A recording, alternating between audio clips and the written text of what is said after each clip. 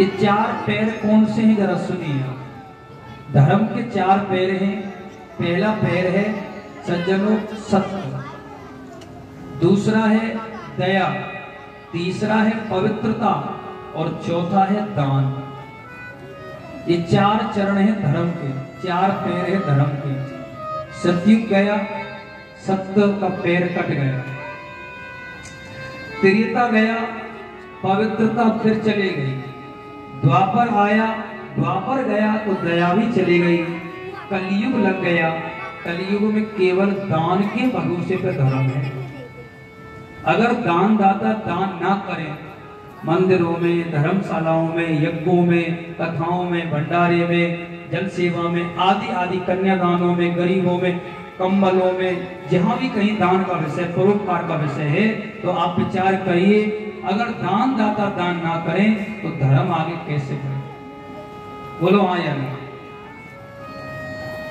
दान दाताओं के ही दान से धर्म आगे बढ़ रहा है। केवल एक चरण पर बैल खड़ा है, धर्म खड़ा है, वो है दान के बल पर।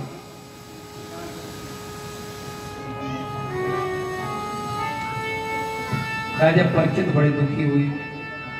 सूत जी कहते हैं परीक्षित की आंखों में आंसू है। हे भगवान, मेरे राज्य में तो कभी ऐसा नहीं हुआ जो आज ऐसा मैंने देखा कि धर्म के पैर काट दिए। कलिकाल कलयुग जो है वो एक पुरुष के रूप में आ रहा है। तगड़ी तगड़ी उसकी मोछें हैं, काला काला, इतना काला कि देख करके डर लग जाए, और एक नग्न तलवार हाथ में लेकर आ रहा है।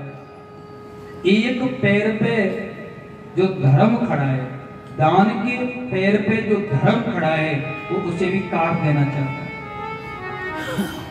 और आज आप देख लीजिए, जहां दान की बारी आ जाती है ना, ये मुट्ठी भर लोगों की आदत है, जहां दान की बारी आ जाती है, माओ की नानी याद आ जाती है। अभी एनिवर्सरी करें, अभी हैप्पी बर्थडे किसी और का मनाएं या कुछ भी करें, अरे कितना भी लगे भाई, बढ़िया होना चाहिए, सब अच्छा होना चाहिए। और जब दान की बात आ जाए, माँ महाराज बेटा की फीस भरी है, माँ महाराज पेंशन नहीं आई, माँ महाराज ये हो गया, माँ ये हो गया, माँ यो हो गया, 500 बात सामने खड़ी हो जाएगी, 1000 बात खड़ी हो जाएगी। तो कलयुग चाहता ही नहीं इसका कल्याण हो, कलयुग नहीं चाहता इसका कल्याण हो, इसलिए वो दान का जो पैर है ना, उसे कलयुग काट देना चाहता है। लेकिन राजा परीक्षित सम्राट राजा है, चक्रवर्ती राजा है, सामर्थ्यवान है, उन्होंने तुरंत कलयुग को डांट दिया, शांत हो जाओ।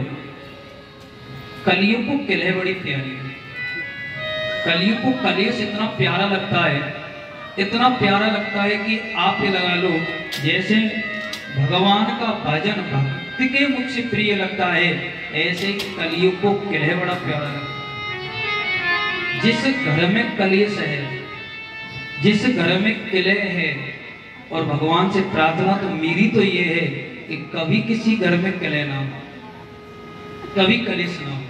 इसलिए प्रत्येक जीव को एक मंत्र बोलना चाहिए, कृष्णाय वासुदेवाय हरेर परमात्मने प्रणत कलेश नाशाय गोविंदाय नमः।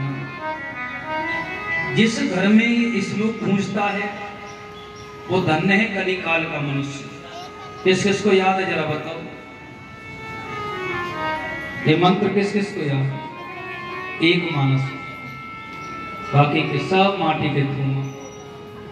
वैसे किसी को बोलने ना दिखे तुम टपर टपर टपर टपर इतने बोलोगे कि महाराज जब पूरा जगत तुम पे ही जीत लिया हो, तो मोबाइल दे दो, पूरे पुर्जा खोल दोगे उसके, फेसबुक पे आईडी बना दोगे, इंस्टाग्राम पे आईडी बना दोगे, प्राइवेट रखनी है, पब्लिक की रखनी है, सब